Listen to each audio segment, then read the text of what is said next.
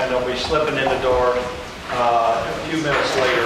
So I told them I would give them some time. It turns out, the other thing that I wanted to talk about here, by the way, for those who don't know me, I'm Jim Steele, and next to do that.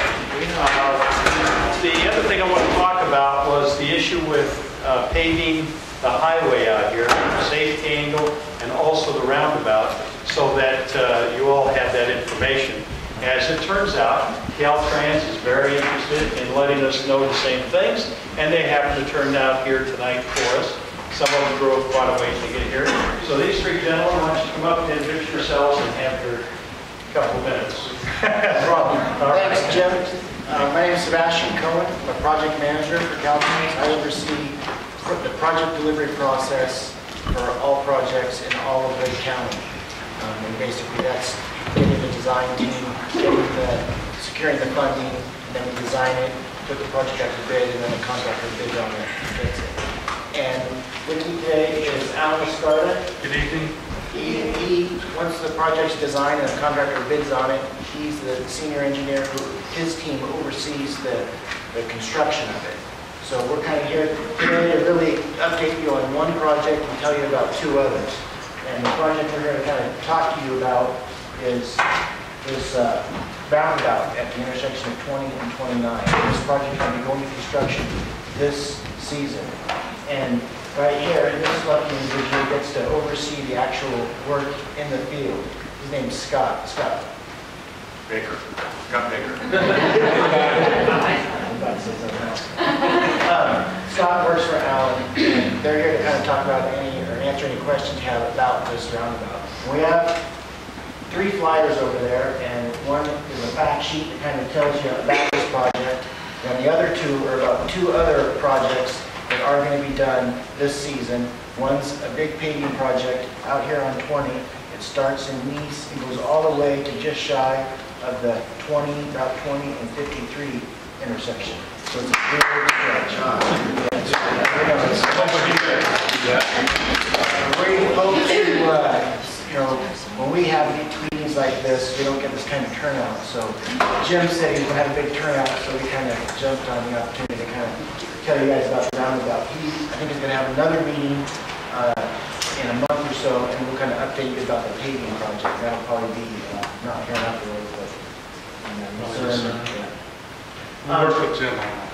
yeah. But I know we're going to fill the hall in Lucerne because that meeting's going to be about Lucerne water prices. I don't think I'll get anybody. So I know you guys are here for another reason, but grab those 2 flyers on those 2 other paving projects. The other one is on 29 on the other side of the lake. But there's fact sheets on those. But I'm going to hand this over to Alan and Scott, and they can kind of tell you about specifics. And I know you probably can't see this, but we'll leave this here too if you guys want to come up and see that. But it's kind of an aerial view of here's 20, here's 29. You can see the picture below, and here's the new roundabout that's going to be constructed. And I know you're all familiar with roundabouts since you've already been driving through one for a while now. Yeah, Scott actually was the resident engineer on the Nice Lucerne roundabout, so he's got some experience. I just want to say a few more words about the upcoming projects. 3 major ones. We've got the roundabout, we've got the overlay project in Lucerne to Clear Lake Oaks, we've got Kelseyville at the Lakeport on Highway 29. Because we're just about to approve the contract, and both those jobs should start up late April, early May. If you think about it, we're going to be spending over $30 million in Lake County around the lake on those 3 projects. So Jim, is there any other development in Lake County that approaches that kind of dollar figure? No, not even close. So we're going to have one job alone, over 150 people are going to be working on this Lucerne overlay job. I'm not sure how much we'll be working on the roundabout, but we're going to have at least 50 people working on it at any one time. At least 30 people are working on it. So the reason for this roundabout is safety.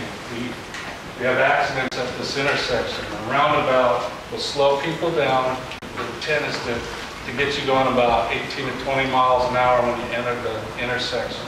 We grab you with these concrete splitter islands that come way out, slow you down, run you through the roundabout, and then you can turn in whatever direction you want as you go through. Most of you have driven the Lucerne roundabout. A lot of people don't like the idea of roundabout, but what we find out is after you've driven it a while, you see it's not such a bad thing to drive through. You usually don't have to stop. They have amazing capacity to get traffic through. So I'd be really surprised if you ever had to sit there for more than 20, 30 seconds to get through a roundabout. So much safer. Much safer, you're going slower. So we had a traffic signal there, somebody blows through, you got a 60-mile head-on broadside, you see really nasty, horrific accidents in those kind of situations. These, we might see a similar amount of accidents, but they're broadsides going 18 miles an hour glancing, so you don't see those really nasty fatalities, those kind of really horrific accidents. So that's what's driving this project, is safety. This project here is about a $4 million project, and the contractor is Gelati. I haven't done a lot of jobs with them. Scott has more experience with Gelati, but we're really looking forward to start. We met with the contractor today. Looks like we're going to start up on April 13th. So what I want to ask all of you people is, this is a safety job, and I really hate to see one of us get hurt out there or a safety. So please, as we drive through our construction zone, be really careful, drive slow, pay attention. There's people out there, they got families, and we want them to go home every night. So with that, I thought I'd just turn it over to Scott. He can tell you a little bit how we're going to construct the job, and I'll just take it from here, Scott. Yeah, as Alan said, we're starting mid-April, and it's going to be roughly a 7-month job, we're hoping. And we're going to build it in several stages. And in the main stage, we're going to be working behind K-rail, and there's going to be a 3-way stop. And so there'll be no flaggers for the most part. There'll be a little bit of flagging at the beginning, a little bit of flagging at the end, but for the most part, we'll be working behind K-rail, and you'll have a 3-way stop, and we're going to activate the roundabout, I'd say, this summer, and then the roundabout will be used to allow us to finish the last couple of stages, which will be this island here and the various erosion control and landscaping features. So it'll be kind of like the last roundabout in Niche, where there's some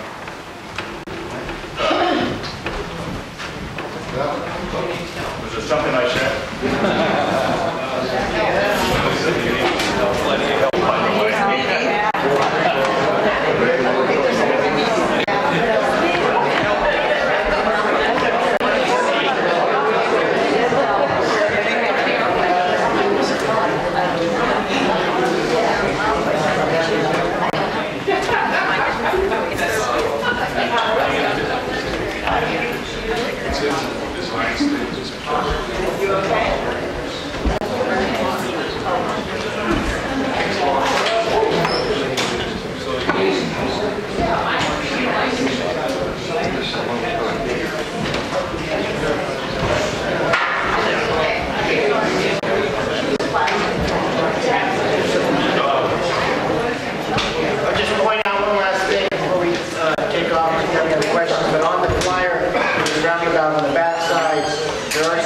Details that kind of show what the center island will look like. It's going to be a little different topography, as you saw in the one in the other one that just finished. There's some fish and other stuff. This one's going to have kind of a basket weave design, as well as some animals embedded in the concrete. Real animals. So if you think about it, this is like your gateway to Clear Lake. You have 2029, and we're going to have Homo basket designs with birds of Clear Lake there, the heron and egret and others. And then East Lucerne, you have fish.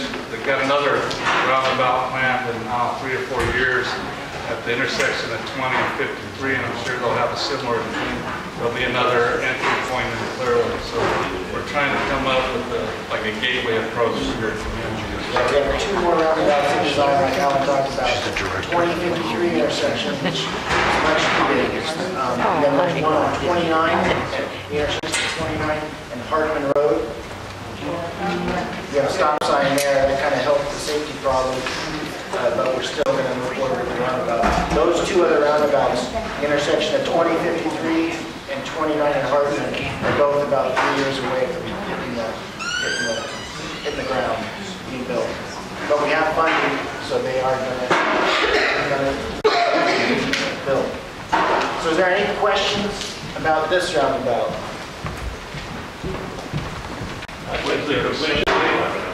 What's that? When's the completion date? This is a 2-year job, but we're hoping to do it in 1 season. Like Alan said, we met with the contractor today, just finished that meeting. We talked about, it's a day-long meeting, we kind of talked about all aspects of the job, and they're hoping to do it in 1 season. So that's significant. It really is a 2-year job, but they're going to squeeze it down and get it done in 1 season, hopefully. I have a question. Will you be removing that bizarre left turn lane thing on Highway 29 that kind of lets the truck stop people go out? Yeah, Is that going to be replaced? Carl Jr.'s going southbound. Yeah. Yeah, in the future, people will have to use the roundabout to make the U-turn. Thank you. At any time in the near future, as part of that, are they going to address any of these potholes and rough road that's between Lucerne and the Glen Haven area that's over that's real bad? That's that other project that we kind of talked about, a big paving project. It's about 30 miles of paving. Oh, great. That's the project. That's later, yeah, Glad to hear later this that. season. We should start up end of April, first week of May on that. Oh, great. And probably that most of the work will be done at night because trying to do lane closures, just so much traffic. So that's why we want to have another meeting in the community of Lucerne and Glen Haven all through, because we're going to be paving at night, it's noisy. Thanks, I'm just glad you noticed it. Thank you. There's one right there. You mentioned all the jobs related to the paving. Will any of those be for Lake County people? We hire the prime, and the prime goes out and hires subs. And he's Gelati's from Santa Rosa, so they'll hire local truckers for sure. Flaggers and other miscellaneous people. Yeah. Cool people. It's up to the prime contractor, it doesn't dictate that. But they inevitably do hire someone. I can tell you though, on the 3 jobs, we're probably going to purchase locally in excess of $10 million. So what's that on sales tax for your community? Yeah. Excess of $10 million. One job alone here is going to be more than $8 million in asphalt, concrete, just all the materials we use. It would sure be nice to get some jobs. I don't know why California does such things. It would sure be nice to get some jobs. Well, there are local people that they will hire. We can't direct them who to hire. We put out the bid and they're the company. We have They're all goals. union jobs.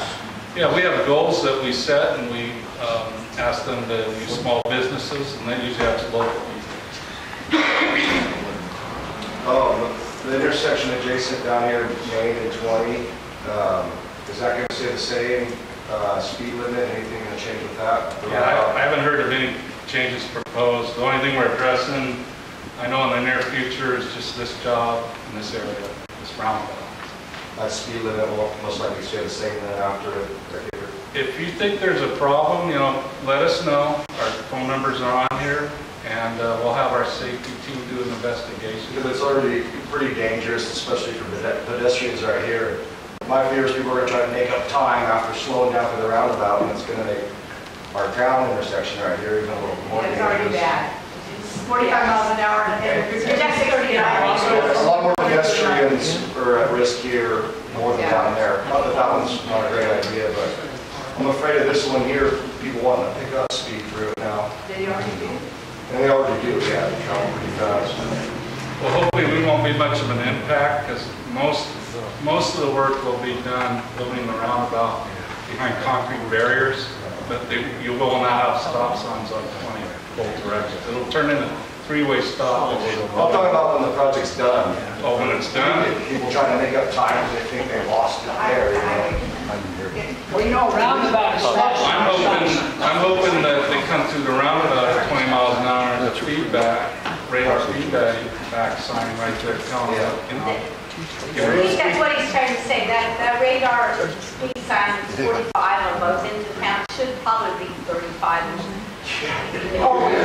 mean, we argue this council about slowing it down to 35, because people just like it. A lot of pedestrians. You give them 45, they go 50. Speed limits are tricky. I know.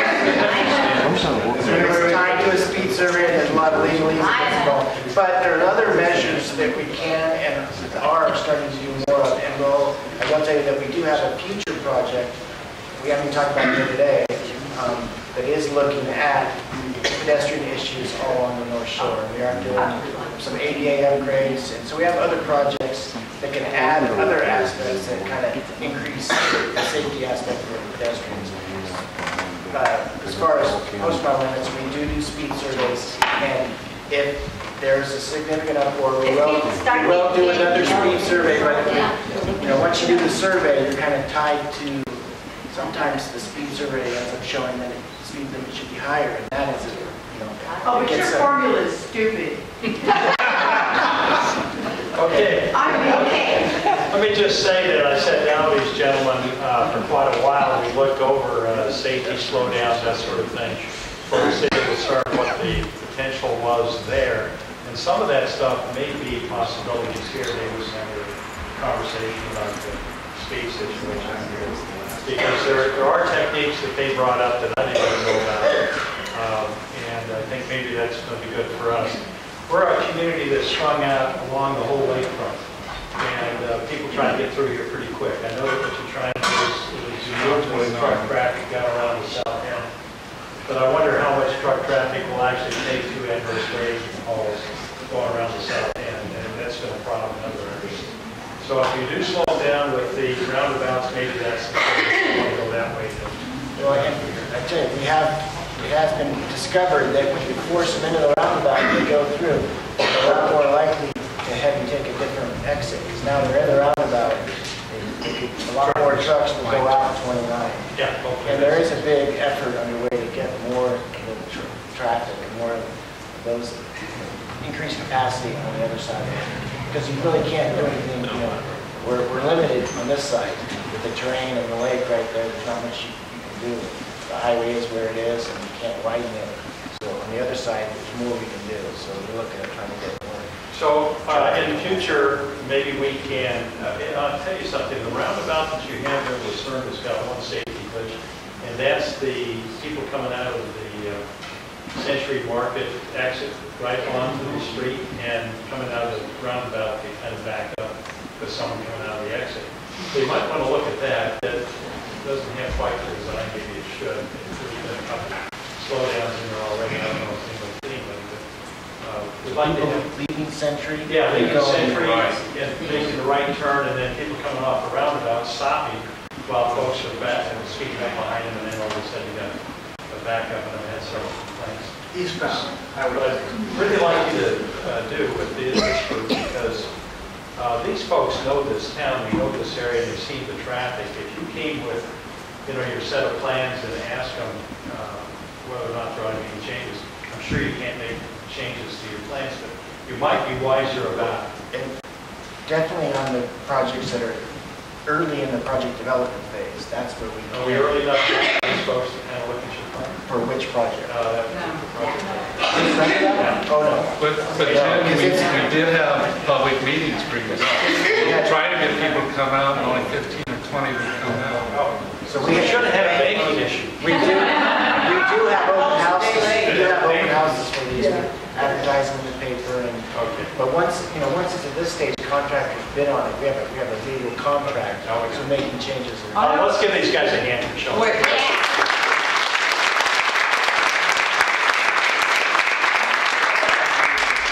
If you have questions for them, catch them off to the side. They've got some brochures over on the table. Be sure to look at that. There's the design concepts for the roundabout and how it's supposed to look, and trying to make it look nice for us. I'll leave this here, but I do have to take them. Oh, okay. I borrowed these. But you'll leave this one. Okay, thank you very much. Is Tammy Alex in here? Oh, Tammy, yes. Tammy wanted to have a word before we get to the bank, so I told her I'd squeeze her in right after the Caltrans course. Can you hear me from here, or do I need to go for it? You gotta go up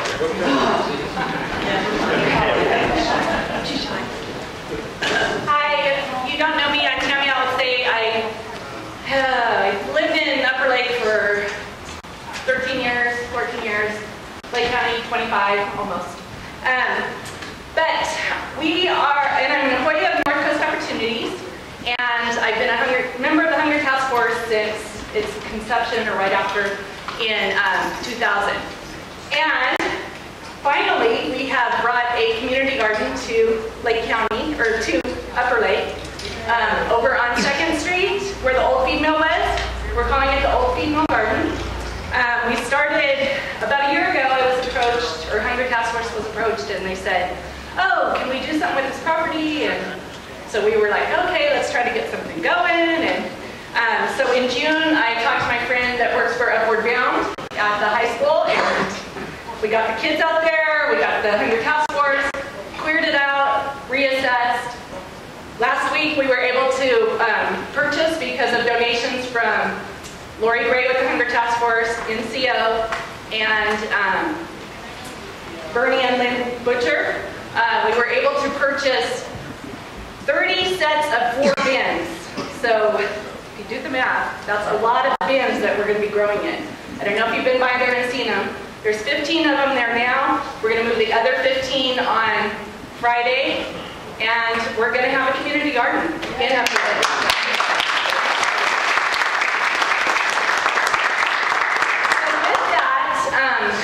I failed to bring a piece of paper that I printed out on my desk. And if you are interested, though, in being a part of that, I'd love to have your name and number, or name and contact information, and we will get in touch with you. So what I could do is leave my little book over there, or if you want to just pass it around, and if somebody's interested, write their name down. That would be wonderful. Okay? Or if you want to take my number, too, I can give you that. Go ahead, do that. Give that. Okay. What? Probably the best. Well, the easiest to reach me would be my cell phone, which is 245-5623. Or you can always just look up NCO, North Coast Opportunities, and Lake County on Community Action for Lake County, so you can find me that way too. Okay? All right. Thank you.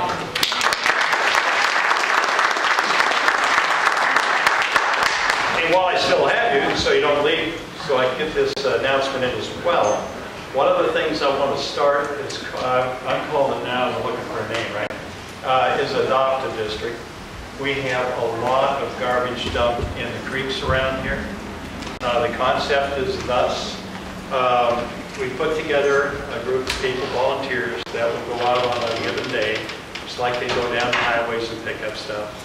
We find a site, we go in there and take that material out, we put it on the highway.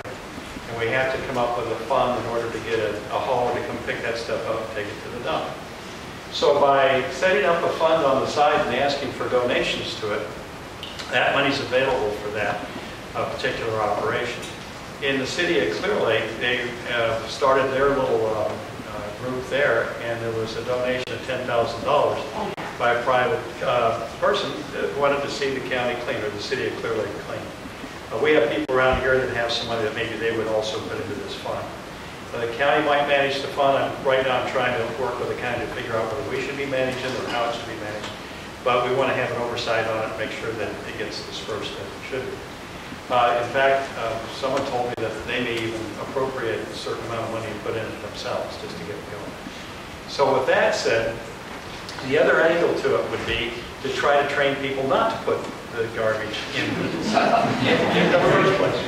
And so that part would be some signs that would go out there. And the signs would say thus, and it would be at these local spots where ordinarily people have access to do the dumping. And it says, no money for dump fees, let's talk.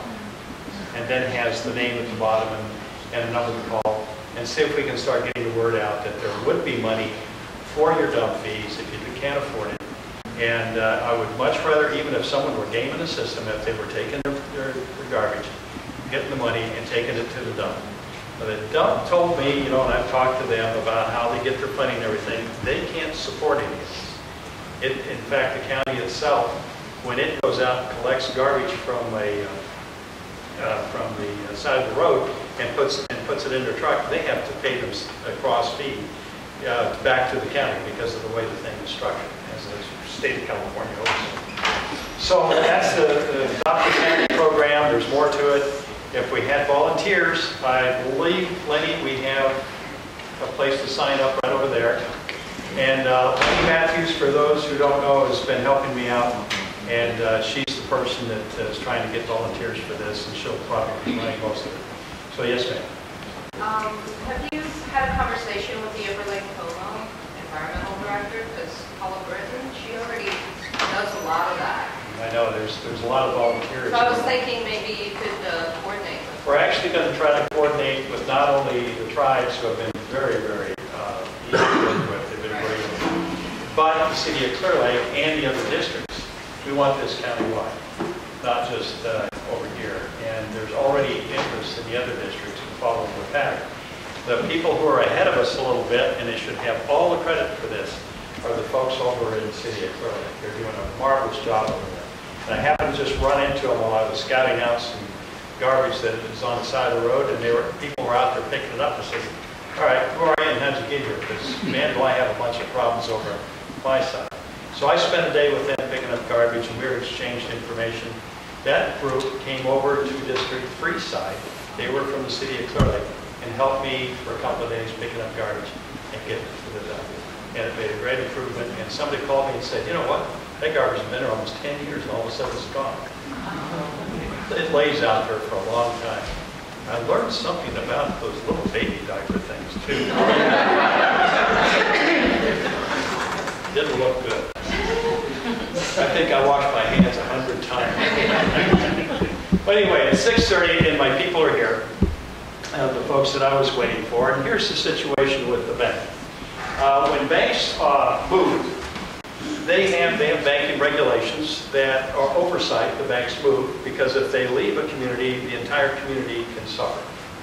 And the interest now is how much of a community would suffer. So we did a little survey of the community around here and found 7,000 people within the service area that might be influenced by this, simply because in Region 3 there are 15,000 people and there's nobody in this North Shore other than one bank. Otherwise, they have to go all the way to Lakeport or back over to Clear Lake. Lakeport has several banking facilities, and District 3 on Highway 20 and everything north to the rest of the counties above us, there is no bank, no banking services at all. So yes, we would be impacted from this. That's number one. And number two is that not only should there be services that are here, they should remain here, or other services should follow them behind. Now, the bank is one thing. One of the things I really wanted to find out from you is there anybody here that would be okay, by raising your hand, is there anybody here that would be okay by having a credit union come in to service the community? And is there anybody that's not okay with it? Okay.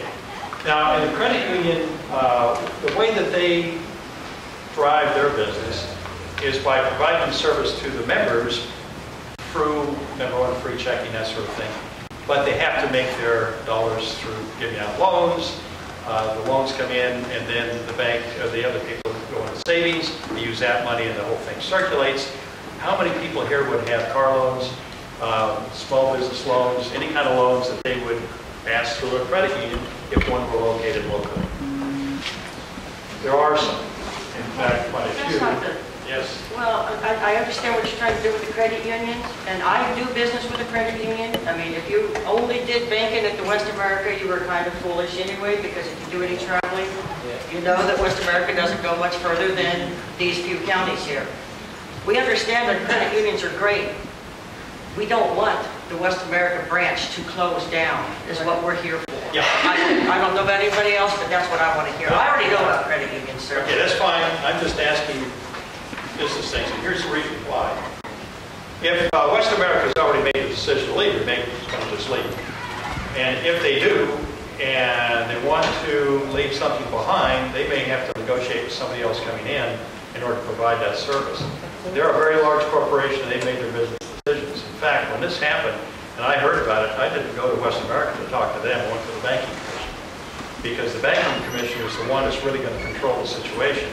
So the banking commission wants to know if the town would be interested in other banks or in the credit unions. Credit unions are crossover, different kind of service, and that's why I brought that credit union. Sorry. And so as far as the bank is concerned, there's other banks that might also be interested in coming over here. But I'll tell you what, it's a tough area because we've had such a long run of economic downturn. The county has tried to pull together a program for advertising this area, for promoting this area, for trying to get new business in here, at the level that government can do those things. And they've never really had a concerted, large effort in this area at all. And so this is the More first. of these bulb outs so that They, people can get it from yes, town. that was actually state money that came in and spent over $1 million here. I forget what it was, 1.2. Somebody else People might. hate. Huh? What? This design is hated in town. Is hated in town? I didn't do it, so I didn't. I know you didn't do Okay. it, but it's not attracting anyone, let alone the people that live there. All right.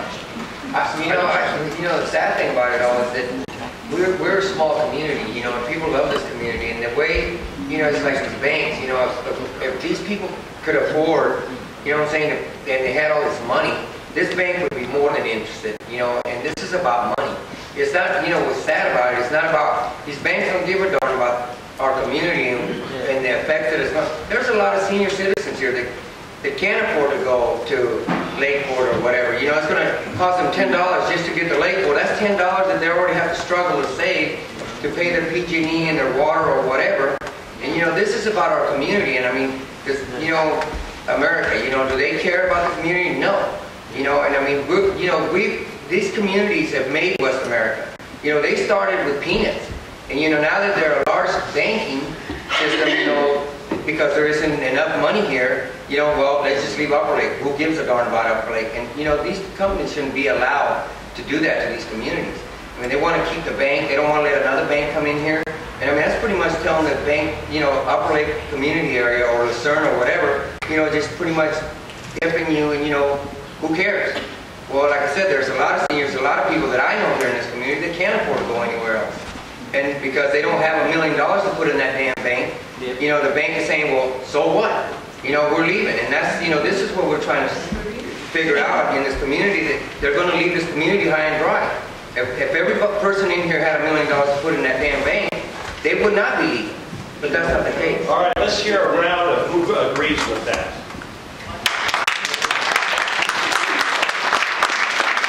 That's exactly what I want to hear. And the reason is that the very commissioner who would be listening to this stuff is here listening to it.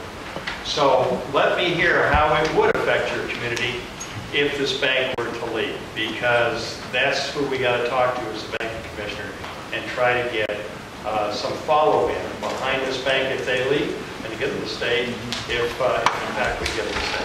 Hey, Jim? So yes. Maybe if they've done a better job here, they want to stay. So I mean, maybe you could look at it that way. Maybe the next thing that comes in will be better. Someone who wants to serve. Absolutely. Absolutely. One of the tricks the banks pull is not provide service so that it can then say there's a falling or a declining service, therefore I should be able to move my bank. And that's how they convince the banking commission. So this happens all the time. And I've actually seen it happen before in small logging in town up north. They made sure nobody liked them, and then they said, nobody likes us, we want to leave. And that's the way they work. But how do you feel about the bank? Do you want this bank to stay, or would you accept someone else coming into town? I mean, that's also, you want to stay? And go ahead. Stay. Stay. I want to bank in here. I don't care what Or I want to bank. Show of hands. Credit. yeah, or credit. Show of hands. Just give a show of hands. Go ahead. I can afford to, and I drive to Lakeport to do my banking because I think they have better choices down there. But specifically, when I moved to this community 4 years ago, I did research in the local area to try to find out who I wanted to bank with. And I ended up with Umpqua. I think they're a great bank.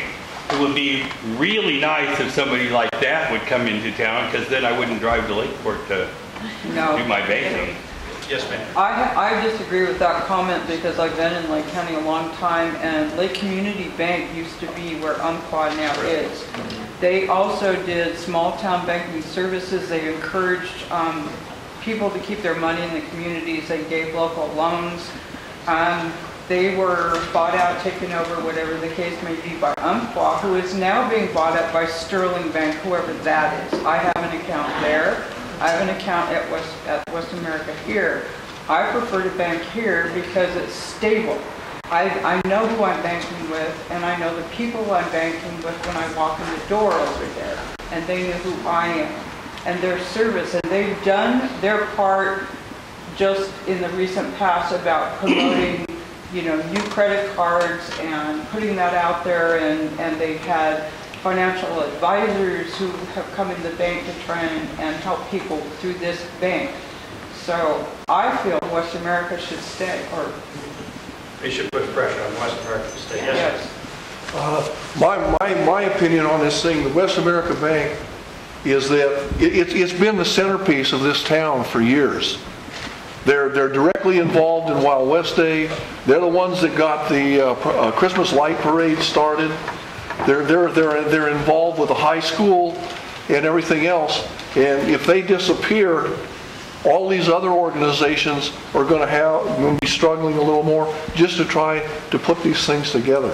And that actually was the employees of Westamerica Bank that are local that invested back into the community. That's who you're talking about, right? Yes. Yeah, and I think part of the decision was not made by local employees, it was made by higher-ups in the system. Yeah, they've lost their jobs. So people who actually look at it. Lost their jobs. Is there any way the county can incentivize the new person coming in to offer them some kind of a carrot and stick to tempt them to come in here, since it's obviously a bad economic situation for them? What can we do to sort of grease the machinery to encourage someone to come here? Well, we're doing it. Actually, that's what you're doing right now, because all the players are here tonight, and that's why you folks and what you have to say is going to be really important. The next steps on this, of course, is to finish out. Be sure you sign those petitions, but the next steps are to get that to the commission to let them know you're leaving us high and dry, and that's what they need to know. And then secondly, the onus goes back on that bank to either make sure somebody's here behind them or to stay. And that's what the commission is all about. Yes, ma'am. I just said you could probably take a quick census of how many people would prefer that Westamerica just stays. Okay, how many people? Then go to the next bank. Just Changing Westamerica just Changing banks is banks is tremendous. We want to stay. Just stay. So that's the first part. Because they're already here and you're already got people running If it. they need to cut hours, or maybe move to a smaller, like the post office, make a village branch. Leave us something here that we can, you know what I'm saying? They're missing out on the big opportunity too that they have here, and that's that they have the school for all the North Shore, Summer, Nice, and Upper Lake, and Blue Lakes. All those kids should be being taught about savings, and the bank's missing it. And I'm almost certain that it's not the local bank people that are doing this. This is decisions made. So getting this information up that line is just as important. Jim, they also, in Waco News this morning, they used a bad number according to the U.S. Census. They said that our median household income was $49,000. And I consulted that website for U.S. Census tonight, and it's $29,000. Good. Now, are we a disadvantaged community? Absolutely. Absolutely. And the other thing is, we've been trying to get these businesses going. I say we because I'm in the collective group here, but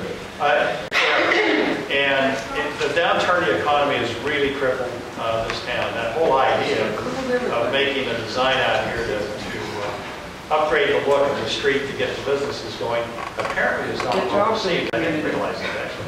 And but on the other hand, there has been no real promotion that's stuck.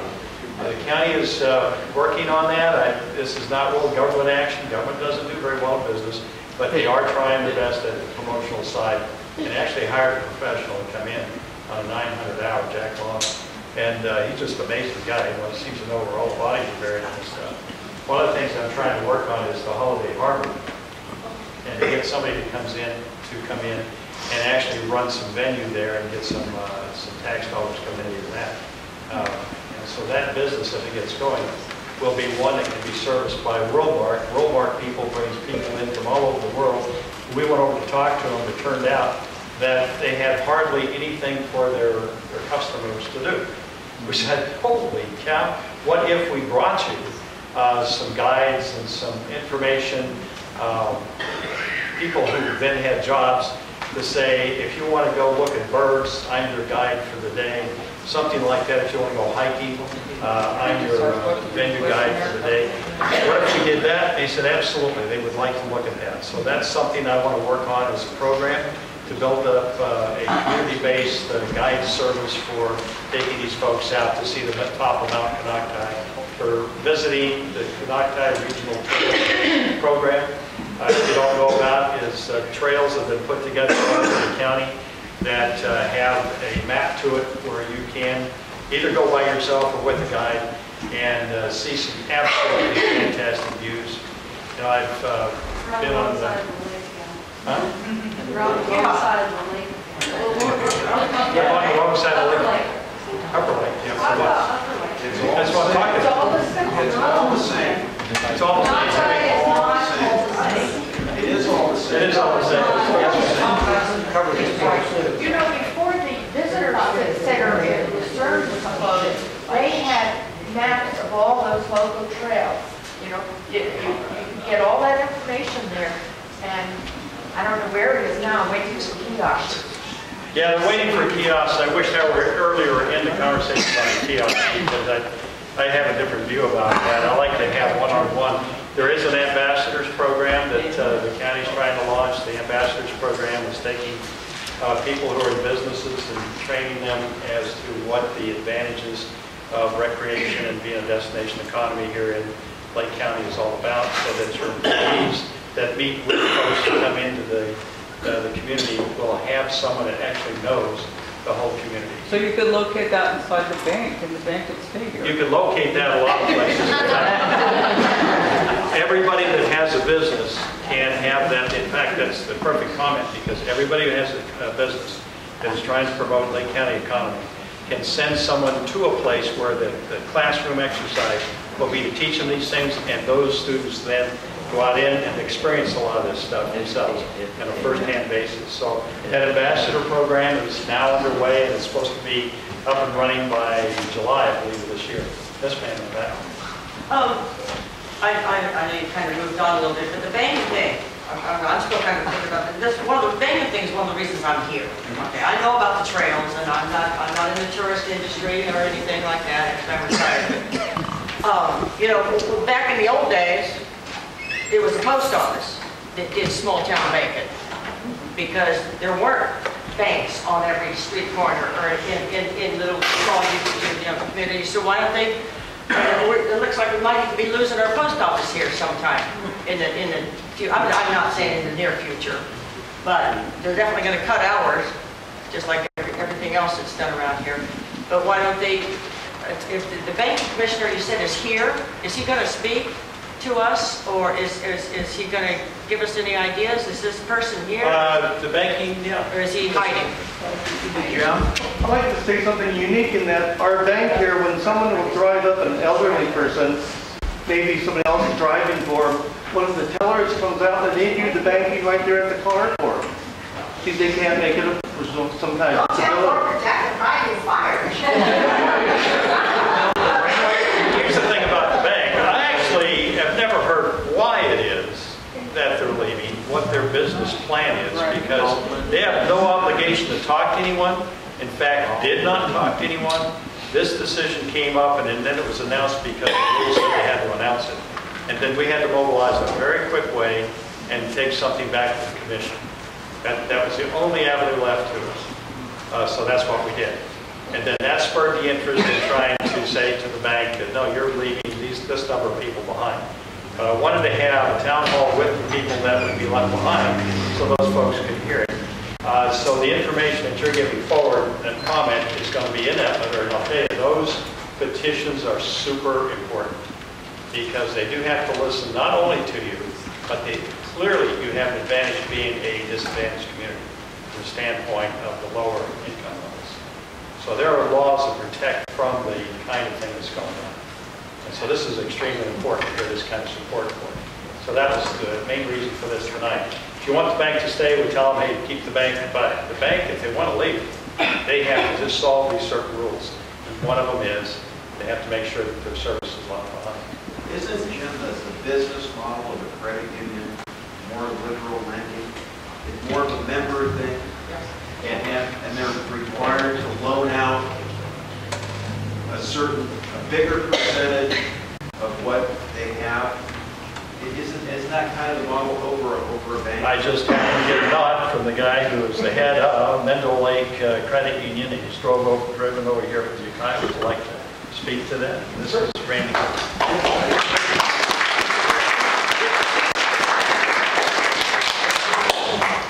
So first off, thanks for having me. We're very, we've been in Lake County for quite some time and have a branch in Lake Port and Clear Lake, so we do the same options that the other banks offer. But yes, the main difference is just a quick 1,000-foot overview of banks and credit unions. Banks are for-profit companies that are based with an idea of providing financial services for a profit for an individual investor or a group of stockholders. And the difference with a credit union, we are a member-owned organization where once you do business with us, you become part of a cooperative, and we don't have any outside stockholders. We definitely have to make enough money to keep the doors open and pay salaries and keep reserves and keep in line with our regulators. But the rest of the money goes back into providing either better savings rates, or at this point right now, we're focused on providing better loans. We're also, Mendel Lake is privileged to be a community development financial institution. We have a special designation that we are specifically here to serve the underserved of the two counties, and that is definitely our forte. Our target market are lower-income families and folks that need our services, and much less focus on wealthy folks. When everyone was saying if you had $1 million, that would be a good thing. Not so much for us. We want to provide basic services. We're very interested in helping you with your home loan, your car loan, small business loan, that kind of thing, but that $1 million depositor isn't necessarily our mine. I'm sorry, I didn't get your name. Richard Cooper. So that's the high level, but yes, you're dead on. Our general focus is that we're a mutual benefit organization. And just to add to that, of course, I was with banks for years, and then I discovered the Golden One Credit Union when I worked with the state, and I have not looked back. And I'm also a member of this credit union, and this is an excellent organization. That's why I asked them to come here tonight to see if this was a possibility for them. They have a plan, a business plan like anybody else, and they are anchoring now to both ends of the lake.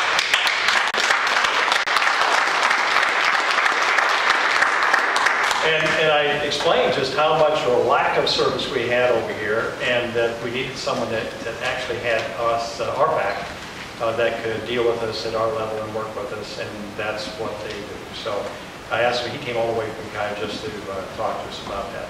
But I didn't want to out him and tell him. I kind of outed myself. I figured this would be a good way to kind of ease the conversation. And certainly, I appreciate that we have our branch manager from Lake Port and from Clear Lake are both here, and my chief operating officer, who's also Lake County guy, John.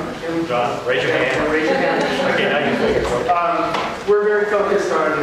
I make my fiscal address is possibly Ukiah, but on any given day I mean Clear Lake or Fort Bragg or wherever I need it. So it's not all the way. This is part of this is a part of our community. It's not a big drive for us. Oh, any questions? Go ahead. How can you help out with faith-based organizations? Well, to start off with, we offer free account services for local nonprofits and organizations in that way. We put back about $100,000 a year in community donations and support for things. We have a focus on family services and education.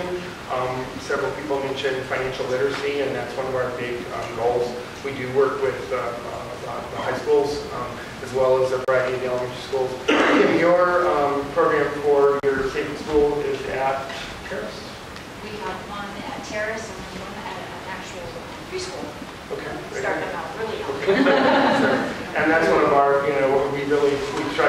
off with good, good habits from a young age.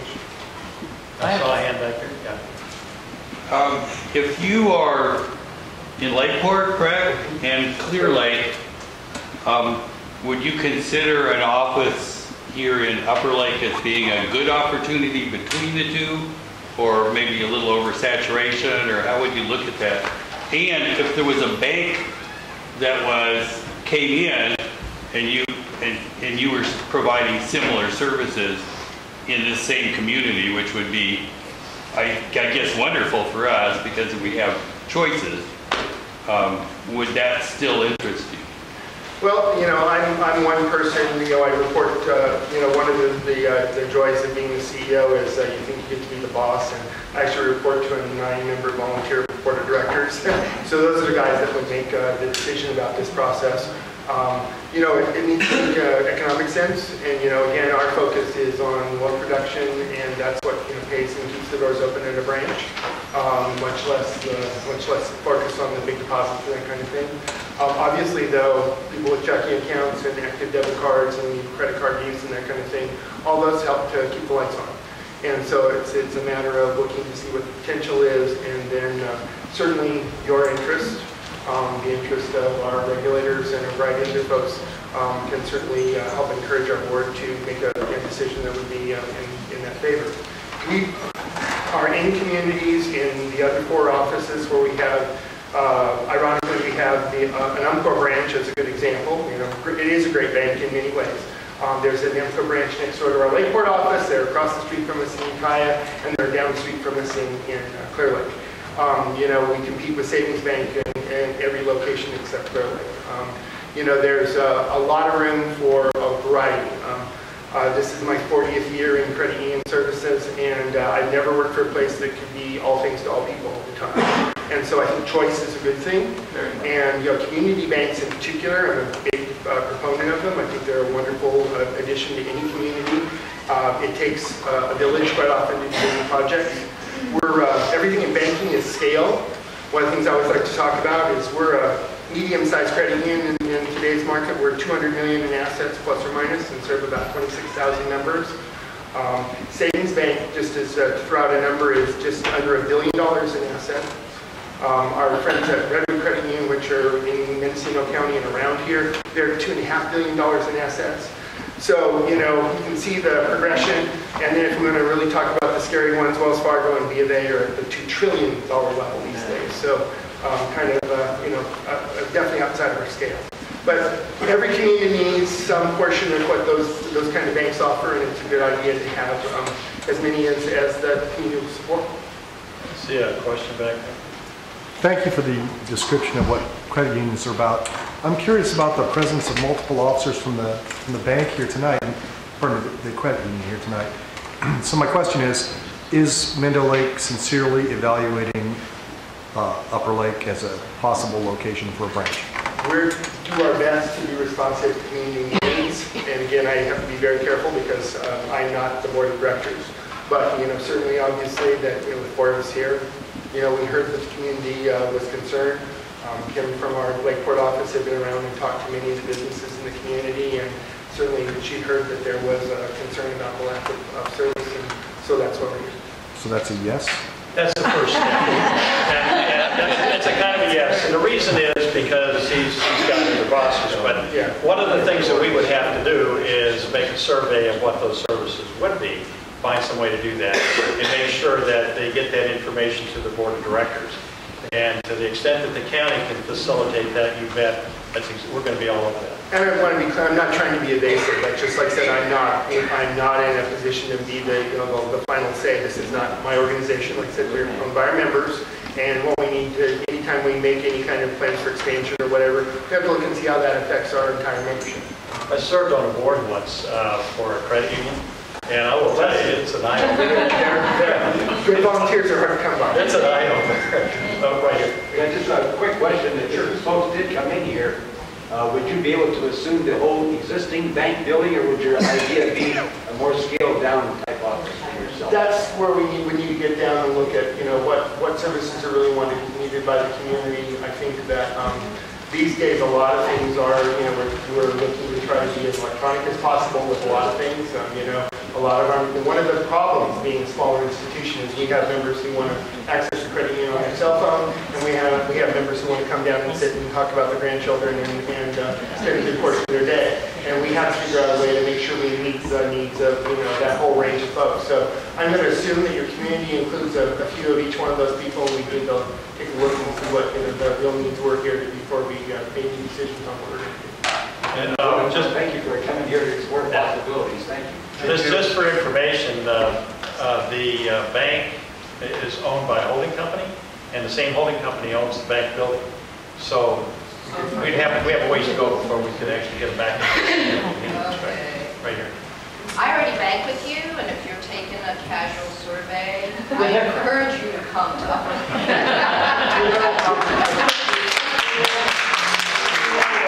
Stop in the branch and so I can take that to my board of directors. Those are the kind of things we need. Okay. And we'd be glad to make presentations to your board as well. There you go. What about if we just fully occupy the annual meeting in a couple weeks? There you go. There's an educated member for you. That's the difference between a bank and a growing credit union also. So. Could you give us date, time, and place of that meeting, please? It is Thursday, March 26th, if I'm not mistaken. Thank you, Cameron and Sarah, for shaking your head. It's over at the Conference Center at 5 o'clock. Show up, Becker. We're members in Lakeport, and we'd be happy to. Well, thank you. Amen. Yeah, we need actually services. This entire corridor all the way out to Spring Valley. There's so much potential, and one of the things that our board, one of the things we don't like to be pushed, we don't like to move quickly, but I'll tell you that, we talked a lot and long and hard about the Clear Lake office, and those of you who know anything about that branch, we opened that in the middle of the recession. We moved into a community with unemployment that was, 22 or 23% at the time, and, some pretty nasty numbers, but we really felt that the community needed what the credit union had to offer, and the community has supported us in record numbers. Strong deposits, strong loan volume, serve a real wide variety. Sarah, like I said, is here from the branch, and the branch team there is the kind of folks that we would go to those extra efforts to walk to the car also. That's the kind of thing I'd love to hear from my team. So appreciate hearing those things. All right, anybody else? Becker? At the least, would you guys consider putting an ATM out here? Yeah, that is one of the options that we certainly would look at. And if you didn't already know, we have a full service ATM at Brennan Creek already. So there's one close. I don't want to go to a casino. Well, there any and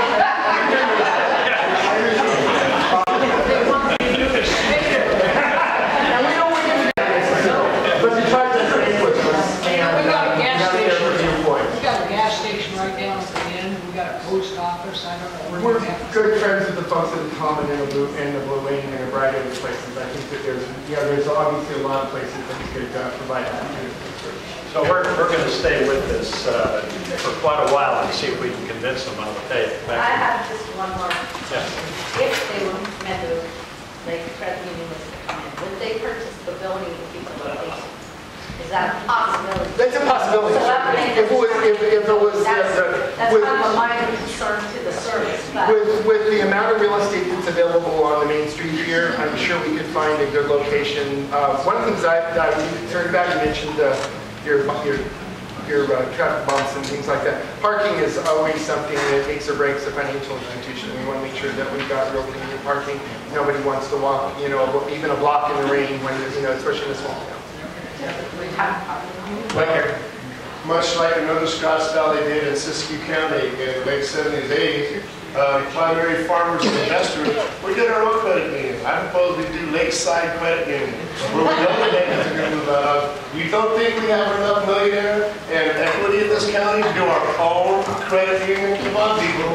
There's my proposal. One step further.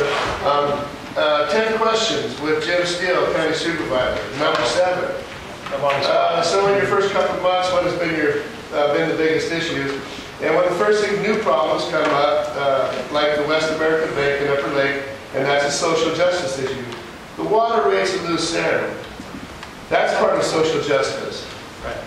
And then you go to say that you're going to remain neutral. You didn't get hired, you didn't get elected to remain neutral. Don't put words in my mouth. These people are, you are the one that has been through all these meetings. You're supposedly connected. You're the one, your phone call makes worth more than 100 of our phone calls. You cannot remain neutral. It is your job to help the constituency that hired and elected you to help us with this water issue. You cannot remain neutral. Here's what I'm going to do with the Lucerne water. I'm going to have a town hall. I didn't say I was going to be neutral. Somebody didn't understand what I was talking about. That's fine. Actually, I am trying to champion that issue as well. I don't know if you folks are interested in Lucerne water, are you? All right. One of the things that I did is I went to talk to the flow people to find out what had gone on in the past, because you got to find out how you got where you are. And in 8 years, I believe it was, that they were still about the same places where they were. The same company was driving up the cost, and people were leaving, and they had a situation where folks can't afford the water, and the company is not going to grow that town. It's actually going to decrease in size. And so when I was looking at the whole situation, I said, all right, what has been done so far? And so far what has been done was to work with the rates, to work with the legislators, to work trying to change the PUC laws. As you understand, the PUC was part of the problem, and they still remain part of the problem, because a water company like that, a private water company, is in fact a recognized monopoly. It's a monopoly by the state allows, with the PUC on top of it, in order to control the pumps. And so they're supposed to do that. And apparently that didn't happen, because this particular town is one of the least ability, has the least ability to pay the water rates in the entire state, with the highest water rates in the state. So something didn't work out so well. And in fact, what I found out was the affordability for an average citizen of Lucerne. An affordability index has to do with what you should be expected to pay for your water, with all of the other features. In other words, so much for food, so much for rent, so much for water, so much for electricity. So there's an affordability index that says how much you can afford for each one of those. The average in Lucerne was around $4. That's how much people could afford to pay, but yet they were paying in the $150 range.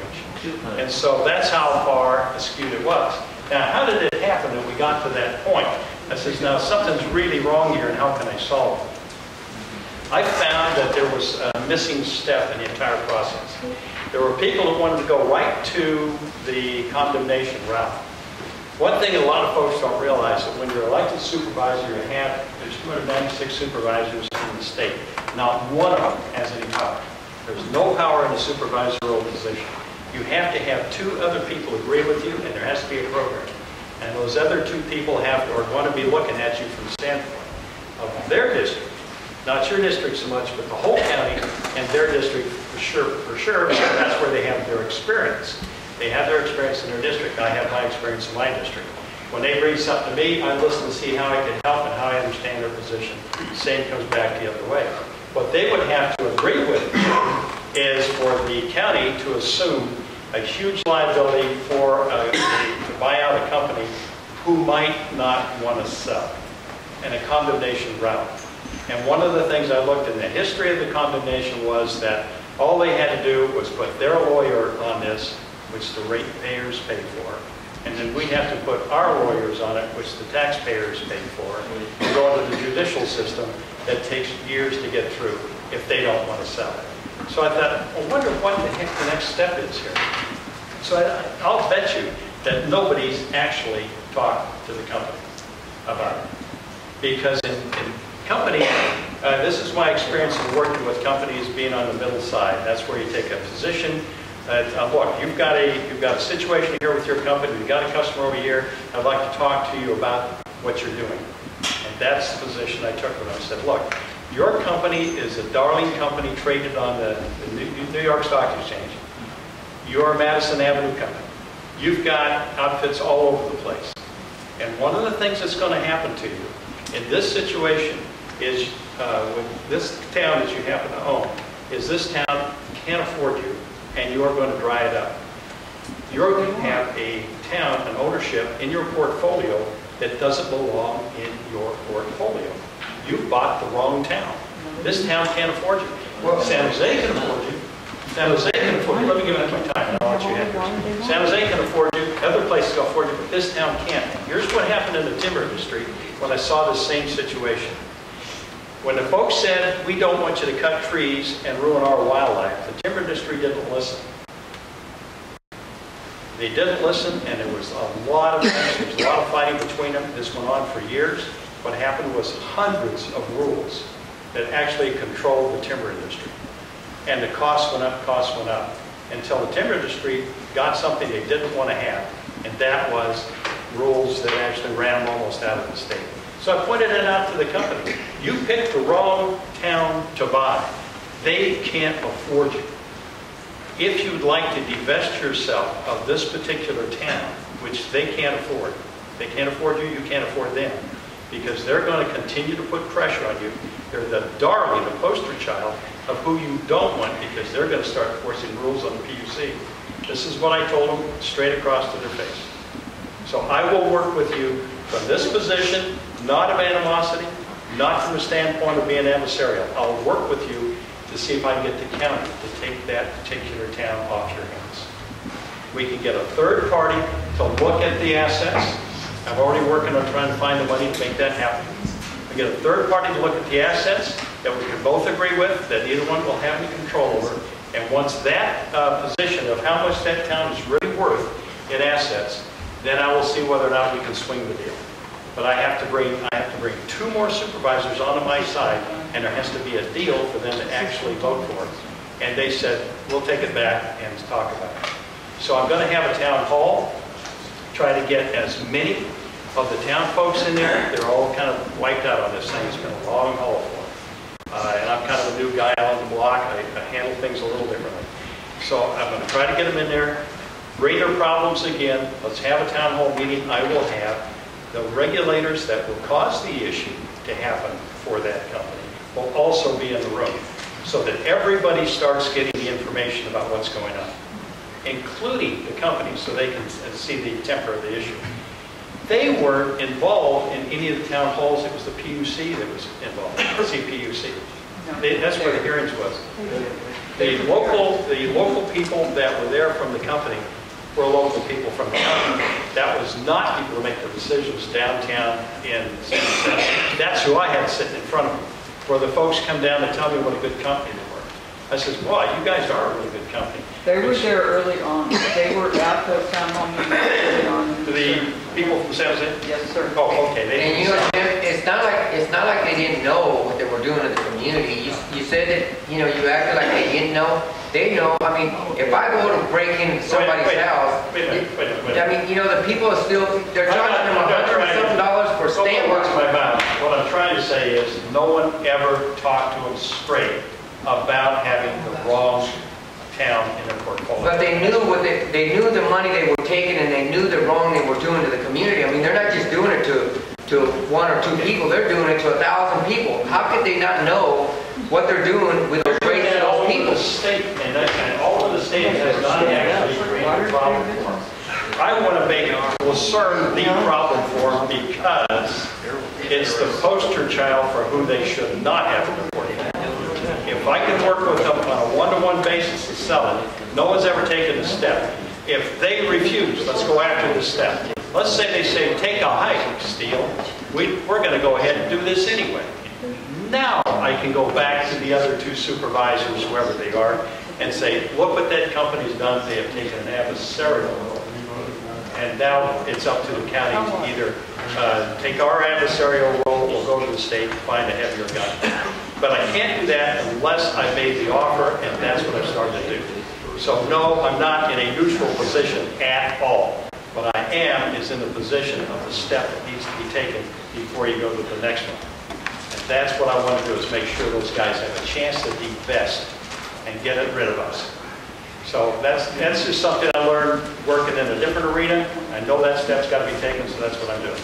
Yes, sir. Thank you, Jeff. I was just wondering, do you know that our actual purchase price of the water company? No, nobody knows. And that's one of the things that private companies... You mean the original purchase price? Less than $1 million. No, it was something like 800,000. Yeah, that's That was something like 800,000. There was another company in there, and I don't know all the names because I wasn't following it. I was on the board of directors of the Clear Lake Oaks Water District. And so we had a pretty similar situation, but it was a public situation. The town has got a crumbling infrastructure, and they needed to rebuild just the same way as LARSON. The infrastructure costs and the rebuilding was done with full public participation on the rates, and we had to have a rate increase. We had public hearings with them, explained the steps. We did a capital improvement plan, showed them how we were going to take the steps and move forward.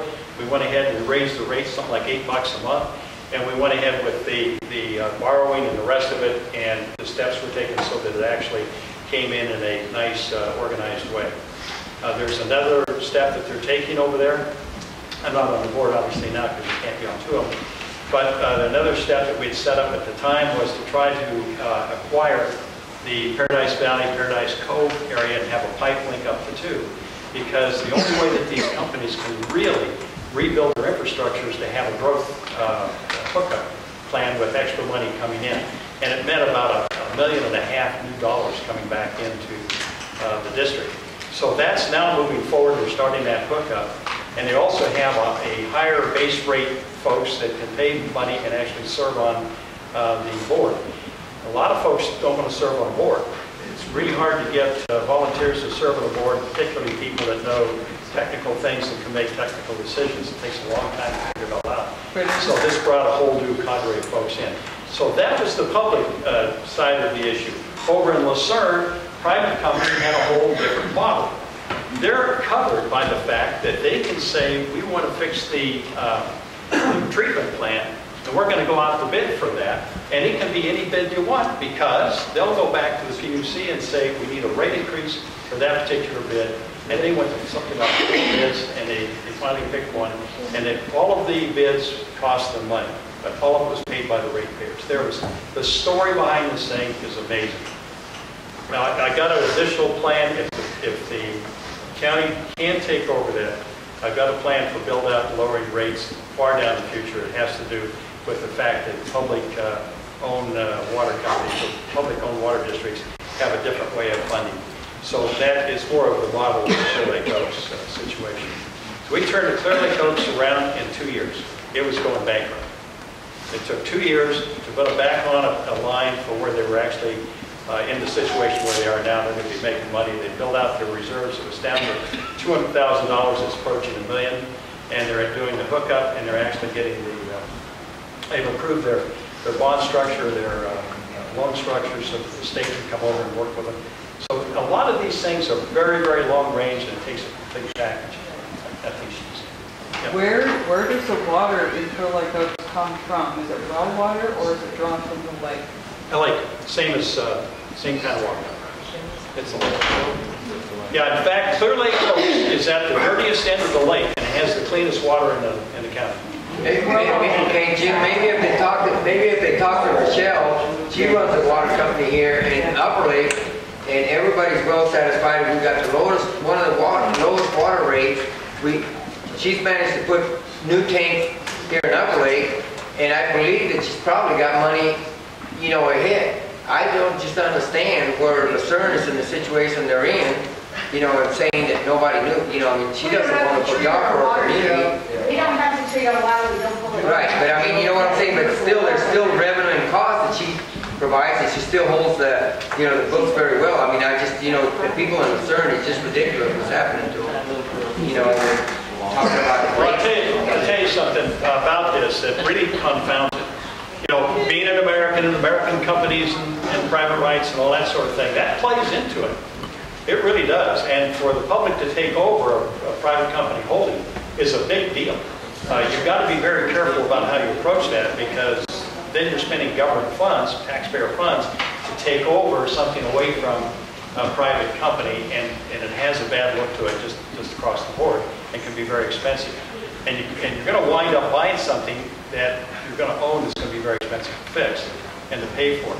So there has to be a very careful step-by-step. That's why I went straight to the company and said, you sure you want to own this town? Because this town is not doing you any good.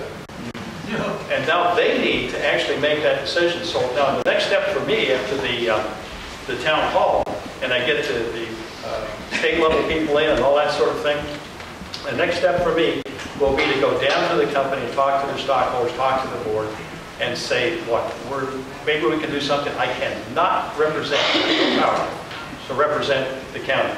But as a district supervisor, I can talk for my people, and I can try to step in there from a neutral position. That's the word neutral came up. From a neutral position, step in there and talk to the other supervisors, talk to the town, and see if I can broker a deal. If you want to work with me. If you don't want to work with me, tell me, because that will allow me to go back to the supervisors and say you're adversarial. So it's up to you guys. And that's just as blunt. Talking to you this way is the same way I was talking to those folks when they came to see me. And hopefully they'll turn around and they'll come forward. But that's never been tried, and I was stunned when I found out that nobody ever thought about it that way. Because they really needed to know what to do. Thank you. I just wanted to clarify, the $10 million was, they sold it for $100 million. But then all the improvements and then all the upgrades in the facility, they sent it out to bid, supposed to be $4 million, and it cost about $8 million. Right. So eventually you're at about approximately a $10 million water company. And then if you do the math of all the residents and the households there, so there's more than enough money to substantiate a $10 million loan. But are you talking about an eminent domain process here? That's what the town wanted me to step right into, was an eminent domain. Eminent domain is adversarial right away. And if you're right away adversarial, you're going to have their lawyers fight your lawyers because they don't want to lose the cash cow. I have a question. But they don't have it. Okay. They don't want to lose a cash cow. If that's what they think about concern, then they've got the wrong idea about concern. And that's what I wanted them to know. And that was the first time they really had it in their face. He's had his hand up for a long time. Oh, I'm sorry. I already missed you. Well, I was beginning to think you were ignoring me, Jim. That's all right. No, I wouldn't do that. I know you would, but that's all right. I lived in Arizona, a little town called Huachuca City. Hey, you're my neighbor.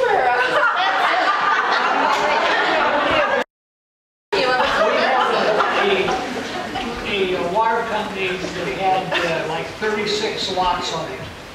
Your little Canadian, California company came in and bought it. Without a half step, they decided to pass a 100% water rate increase. Same company as in Lucerne. And they've got no conscience. No one should give them a damn inch. Take them where you can. Well, I'm going to take them where I can, but the first thing I'm going to do is give them a chance to go in the right direction. And when they say no, and when they get adversarial, then I want to be able to take that back to the board. I got to convince two more people that this is the only thing we can do. I saw another hand. The other thing is this lady here runs the best damn water company in the county. Yeah.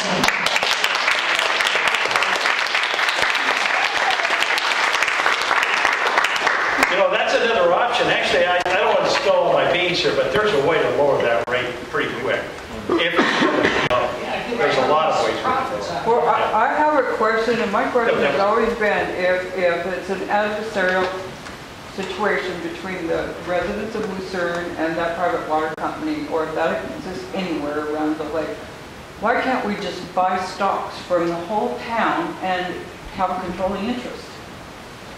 Do you realize how big that company is? Multi-billions. It could actually buy and sell this county.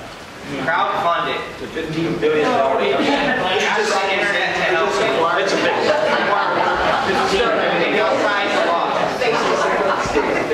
It's a big scale. The numbers for this company are huge. You know, I worked with another water company. It was a publicly owned water company down in San Jose. This is the San Jose Water Company and the one down there in Santa Clara Valley Water District. And I worked with them on some projects, and they had more budget than this entire county.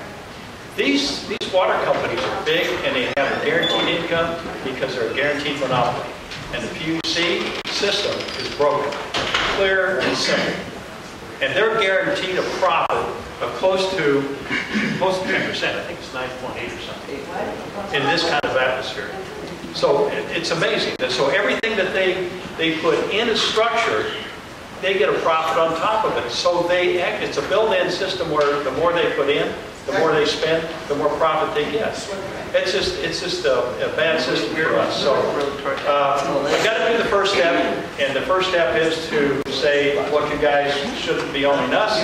Would you like to have an amicable split? And if you don't, please tell me you're adversarial, so I can go back and sell my board members that this isn't going to go anywhere. But if you want to do it the right way, I want to give you an option to do it the right way. That step was completely missed, and I'm just trying to go back and clear that up. So that's the stance I'm in. But I have no problem with going right after. I'm a little bit of a mean SOB when it comes to that stuff, because I've seen how bad it can get, and I've worked on that side of the coin. But I also know that you got to take the other step first. Yes? I have to leave, but before I leave, it had to come up, but I just wanted to give you a round of applause for your vote on the state of Jefferson.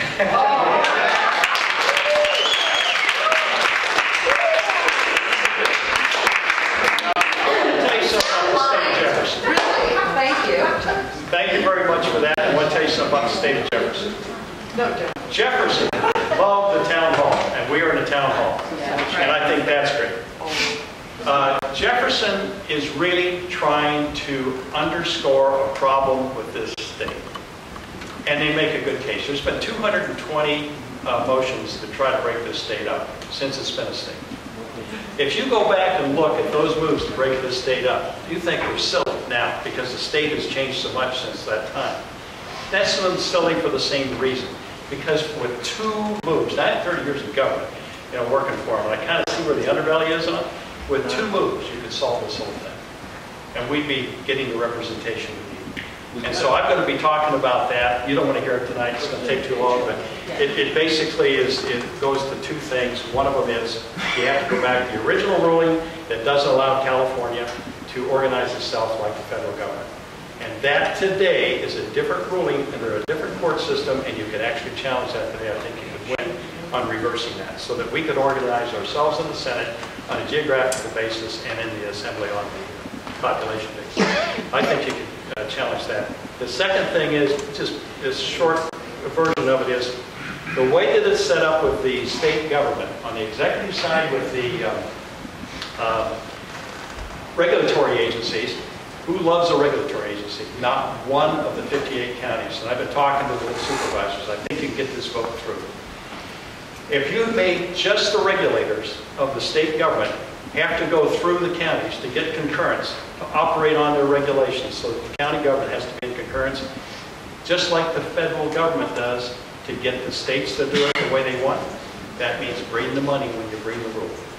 You're going to see a whole turnaround in the way that they operate with the different counties. And that actually is now starting to happen with what's called realignment. And realignment is where state services are being pushed down to the county level because that's the closest to the ground. The more realignment that we get with all of those services, the more chance we have to make the whole system work differently.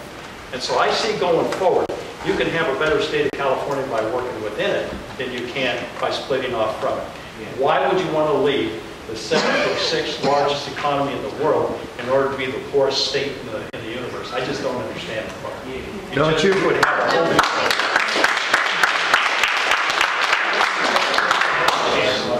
this is Randy's son here should have equal time because Randy is the state of Jefferson representative, and Randy was one of the guys who helped put together the petition over here, and to hope you guys all sign it because he's really a good guy. I just have to educate you.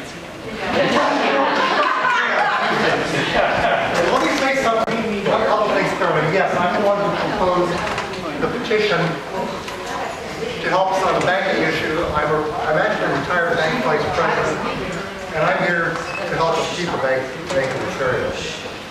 I don't think this is really the time for me to get too deep into Jefferson, but I'll just say a couple things. One,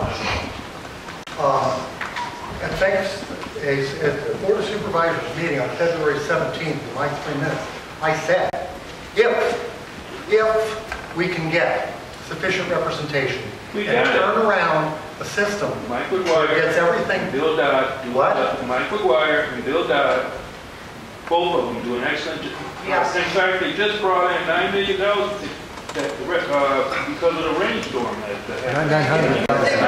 Representation from $2.4 million. I don't think this is a proper place tonight to discuss it, guys. Like I said, I don't. Jim came here, I know, I'm not even trying to get. I'd be happy to talk for 4 hours, but I don't think this is the right time and place. And the meeting's getting, we're losing people, and I don't think Jim's told us about the covered bridge and the sidewalk project. That's why I just wanted to make it very short. So I Thank think you, Jim, for having me up here. there's another place for the entire. Sit down, please. Yeah, I know.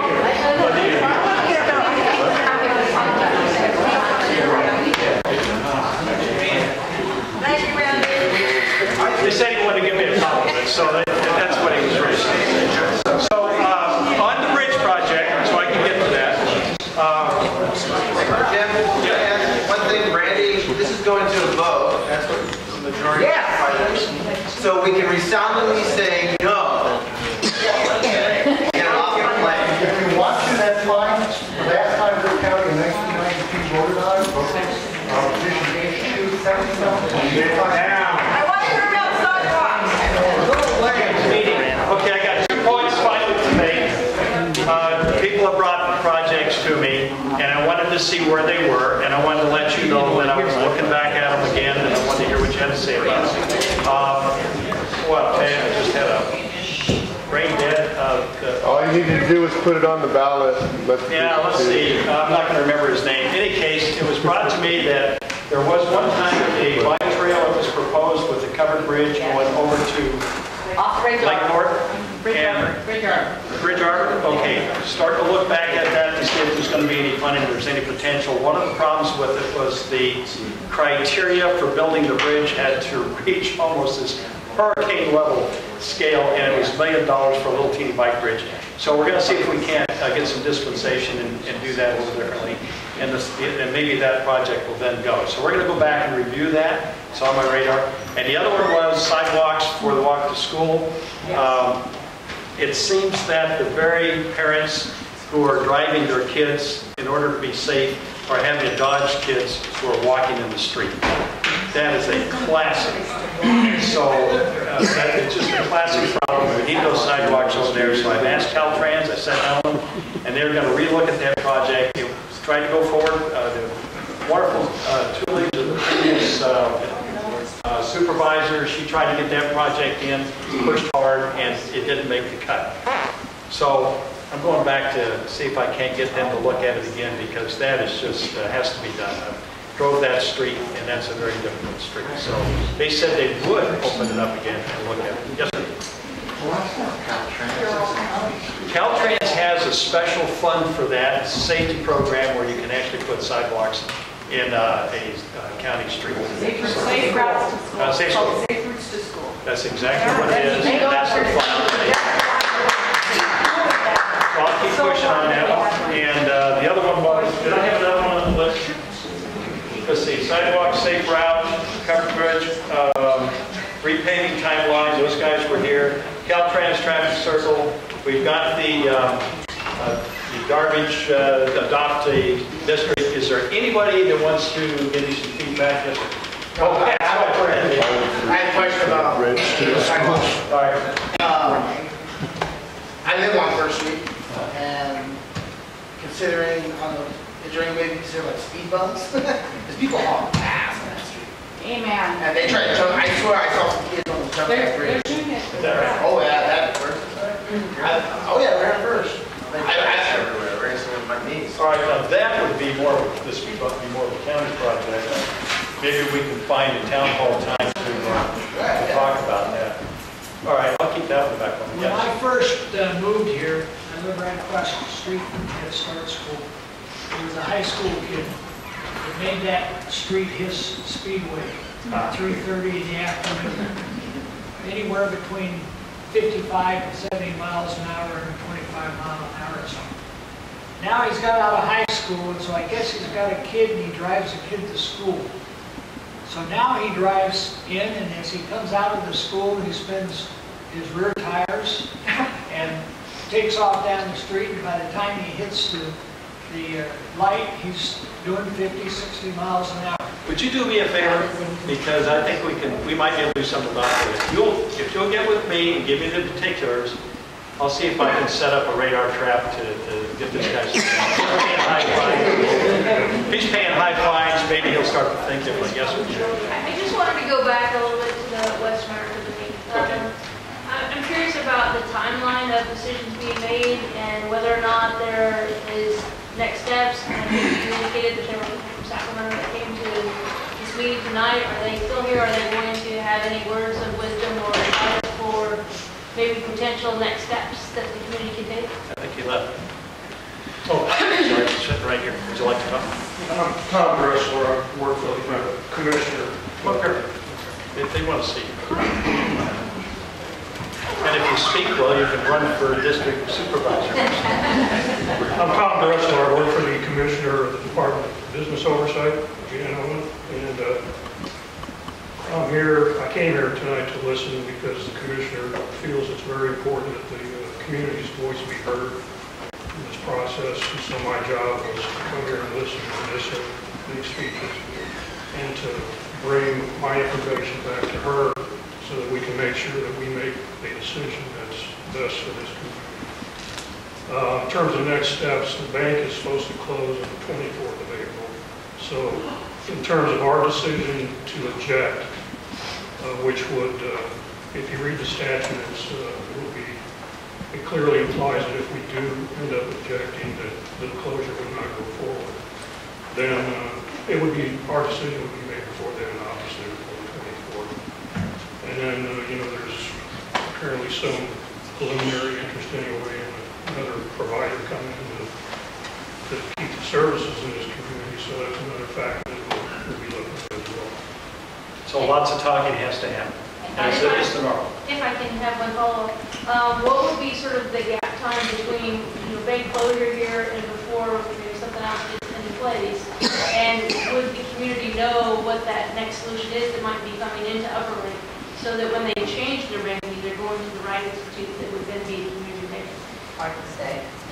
Yeah, I don't have the answer to that tonight, but we'll be in contact with the folks here to make sure we get the answers to those questions. But right now, we're just in a fact gathering mode to make a determination about whether we want to object to the closure. Do you take a look at the Community Reinvestment Act? Is that on the federal level? You're on the state level. We're state, correct. So we look at the impact on the business community. We look at where folks would have to, how far they'd have to travel to get access to similar, substantially similar banking services, that kind of stuff. And I think it forwarded to you through Matt Perry. Did you receive a lot of petitions already? Yes. Online petitions? Yes. This is the first that we have a petition. I don't know what your name is, but we have petitions you can sign. I still have some here to turn in to Matt that he can get to you.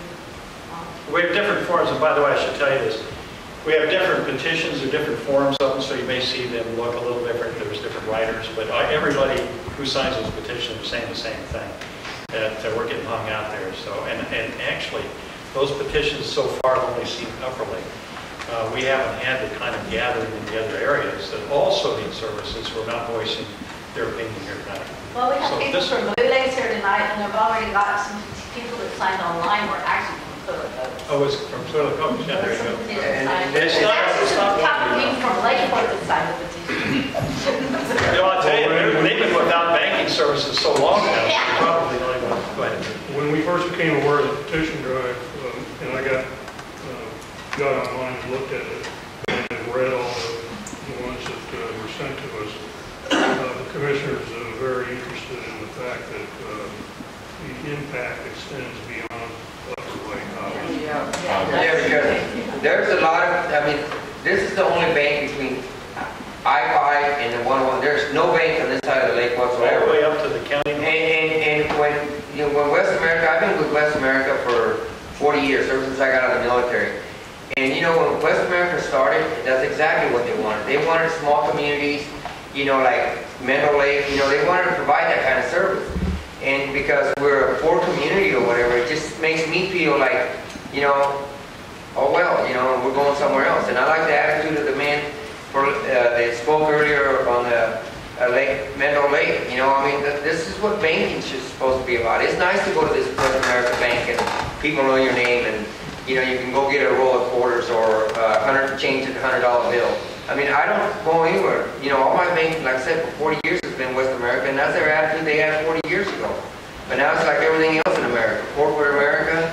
You know, let's just get rid of these little communities, and that's terrible to do to a community. You're really seriously crippling a community like this. I mean, there's a lot of people that can't afford to go to other places, you know, and I mean, there's people all the way from that side that come all the way to Upper Lake. And so now what are they going to do? They're going to go all the way to Clear Lake or all the way to Lakeville? Or is the post office going to have to take over the road? It's just terrible, you know what I'm saying? It's like how White doesn't want you anymore, let her go. Yeah. They don't want to be here, screw them. So we're not dead. We're not dead. You know, I go to the bank here 3 or 4 times a week, and I never see less than 2 or 3 people waiting to be waited on. I mean, they've always got 3 tellers in there, and they're always busy. And so I don't think that they can cry, you know, no business. That is what they're saying. Well, that's their option. You know, if they don't feel it's worth it, He's they're here going to to take take up it. information. I'm just saying, they can't cry no business, because that's not true. Well, and that's like saying the median income is 49,000. It's not true. Come back here, gentlemen. I was talking to one of the people that I think came in from Westamerica and was supposedly working there for a short period of time, and they made a statement that really blew me away. They were saying that they were getting 18 people average a day coming into that bank. I don't believe that. 18 people is a phenomenal low figure. There's no way in heck. I challenge them that there's any day that they've ever had only 18 people in there. But you know, you can't force a gas station to be here either. You know, if he doesn't want to be here, then somebody else takes it over. But there is, like I said, but there is little towns, you know. Jim Steele's been here. You know, I mean, I've seen him struggle, you know, to, you know, have his pizza cart completely filled. And I've seen him, you know, hardly sell any pizzas, but he's still here. You know, and that's the purpose of having a bank in a small community, is being here through the good times and the bad times. If this place was full of grapes and wine growers and all, you know, guarantee you would be here. But because, you know, we're a small community and don't have that to offer at this moment, you know, you're ready to pick up your stakes and leave. And I just feel that that is wrong. A community bank is supposed to be exactly that, a community freaking bank. It's not about forcing anyone, it's about, you know, it's about, right. Let me regain control if it's all right. And otherwise, it's a brouhaha. I'd like to see the fight, but back over here. I just wanted to say that, and I don't quite know how to say this because it's we're, you know, sometimes on different sides, but this young man being here tonight is showing, from my standpoint, that your voices are being heard. I've, like I said, long banking background, worked in the medium community, banks come and go. You know, there's always a cry that, you know, how dare you close my branch? The fact that you got this gentleman here tonight, somebody's listening to you, and there's a limited amount.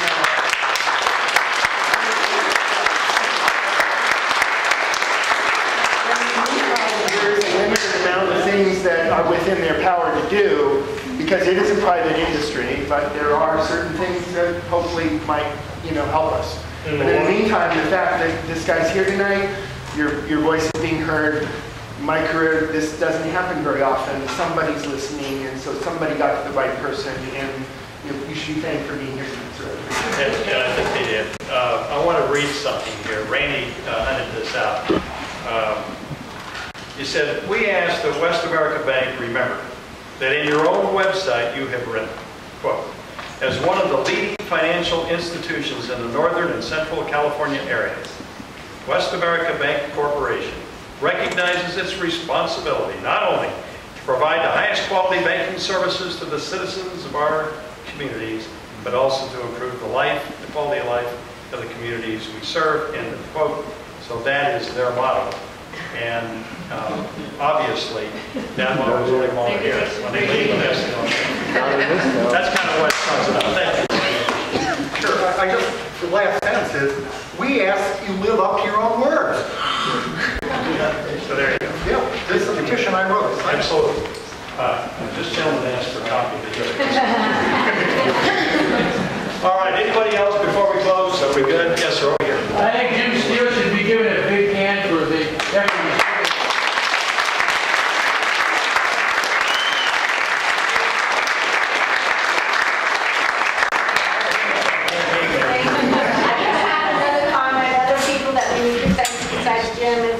LARSON, any of you that have access, get online. Here, I need to see you.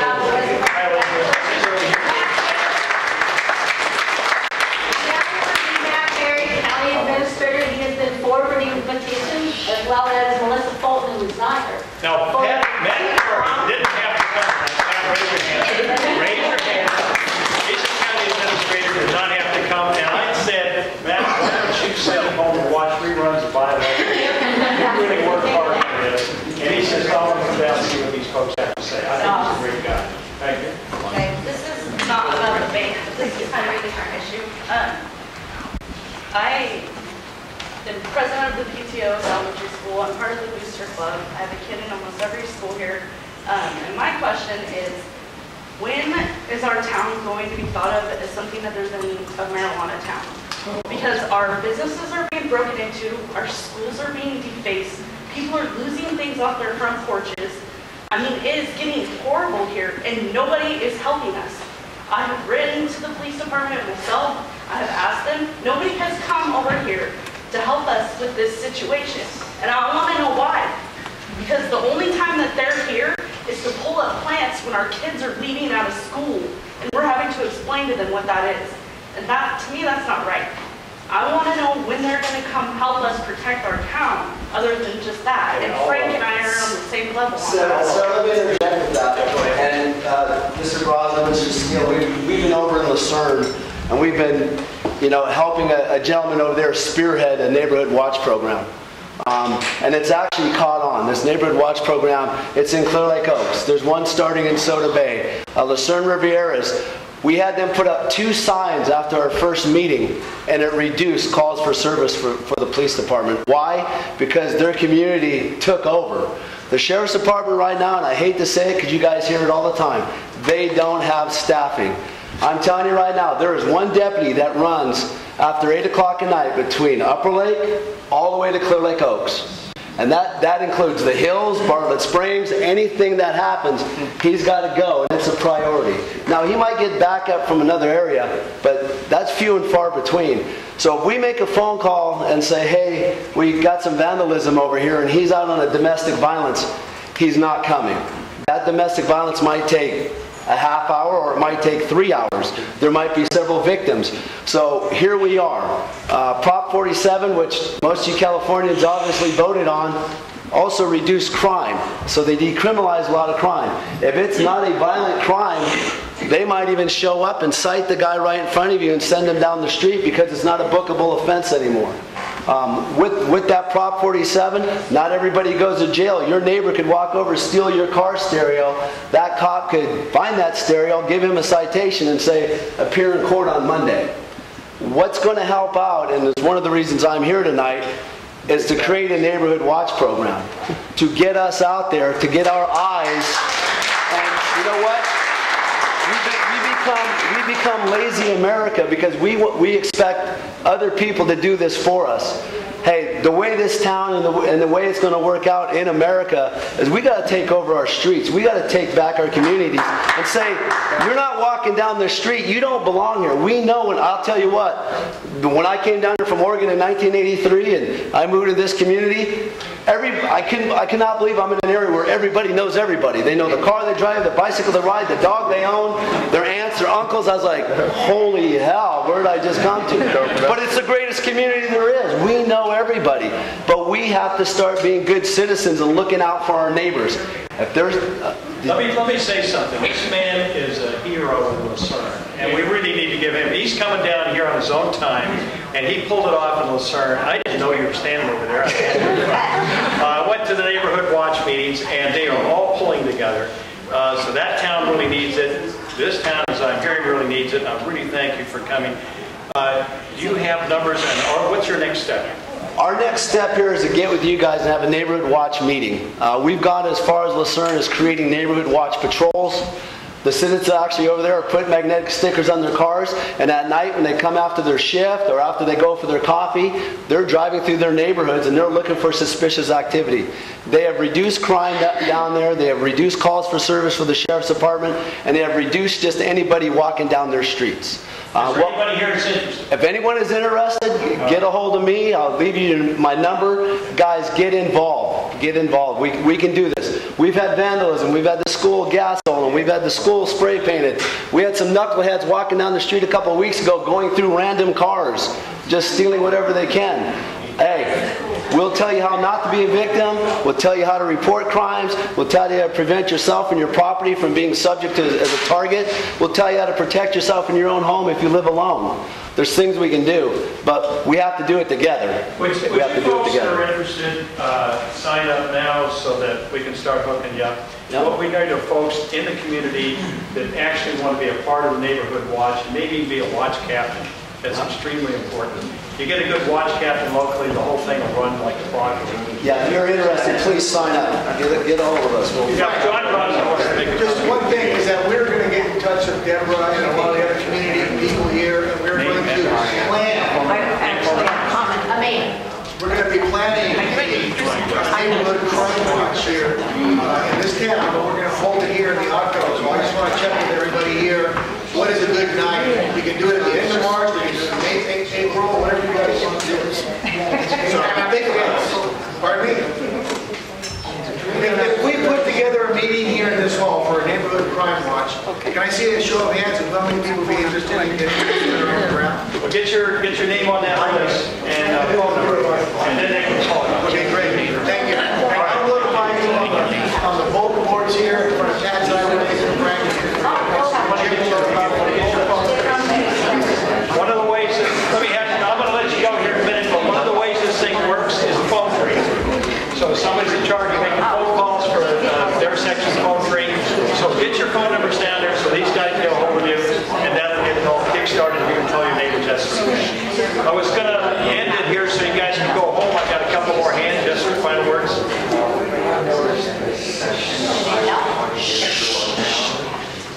It's been very bad for so long. They speed to no end. It's even hard for them to even turn on their street. They just speed.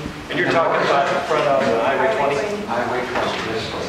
And Debbie already knows about that. It's terrible. And she thought of putting it down to 35 instead of 45. But it would be up to you to go to Caltrans and ask them for that. Because I did from Bachelor Valley to Westamerica Road, I made them put 55. And they don't even know what 55 means. They've been going 65. Yeah. And more. Let me tell you about just one comment about this. The gentleman's concerned about the highway safety because people don't honor their communities anymore. They drive too fast through them.